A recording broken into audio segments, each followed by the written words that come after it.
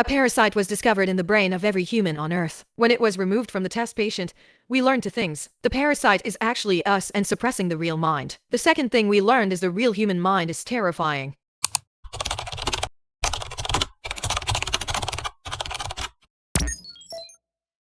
The discovery was made by accident. A routine brain scan of a comatose patient revealed an anomaly of faint, thread-like structure coiled around the brainstem. At first, it was dismissed as an imaging error, but when the same pattern appeared in every subsequent scan, the scientific community was thrown into chaos.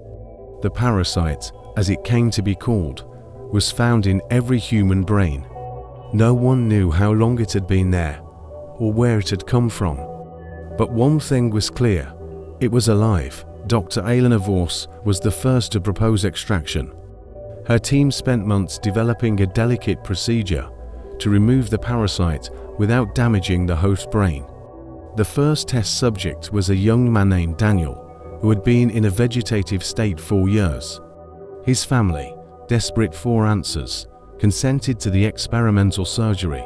The procedure was a success. The parasite, a shimmering, worm-like organism, was carefully extracted and placed in a containment unit. But as Daniel's brain activity began to stabilize, something unexpected happened.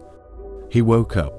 At first, his behavior was erratic, violent even. He screamed in a language no one recognized, his eyes wide with terror. When he finally calmed down, he spoke, his voice trembling. "You shouldn't have done that," he said. "You don't know what you've unleashed." Elena leaned in, her heart racing. "What do you mean? What's happening?"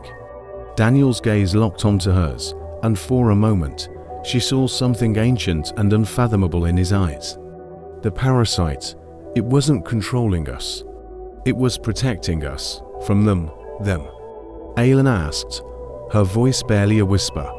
"The real us," Daniel said, his voice breaking.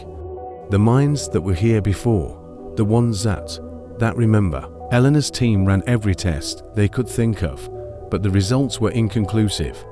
Daniel's brain activity was unlike anything they'd ever seen, chaotic, yet somehow ordered, as if his mind was operating on a level they couldn't comprehend. And then, the hallucinations began. Daniel claimed to see things, shapes, shadows, entities that flickered at the edges of his vision. He spoke of memories that weren't his, of a time before the parasites, when humanity was something else entirely. "We were gods," he whispered one night, his voice hollow, "but we couldn't handle it. The power, the knowledge, it drove us mad. The parasites were a mercy. They made us forget." Elena tried to dismiss his ramblings as the side effects of a traumatized brain, but deep down, she couldn't shake the feeling that he was telling the truth. And then, the changes started.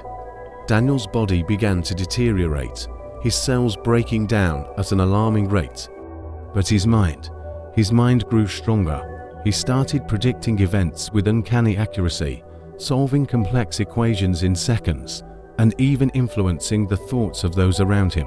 It was as if his true mind was emerging, shedding the limitations of his human form.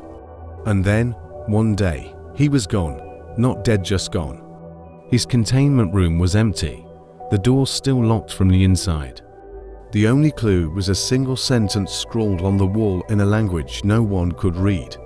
Elena stared at the symbols, her hands shaking. She didn't need a translation to understand their meaning. It was a warning and a promise. "We are coming." As reports began to surface of others waking up from comas, their behavior mirroring Daniel's, Elena realized the truth. The parasites had been a shield, a barrier between humanity and the raw, unfiltered power of their true minds. And now, that barrier was crumbling. She looked at the parasite in its containment unit, its shimmering form pulsating faintly. For the first time, she wondered if it had been a curse or a gift. Because if Daniel was any indication, the human mind, unleashed, was something far more terrifying than anyone could have imagined.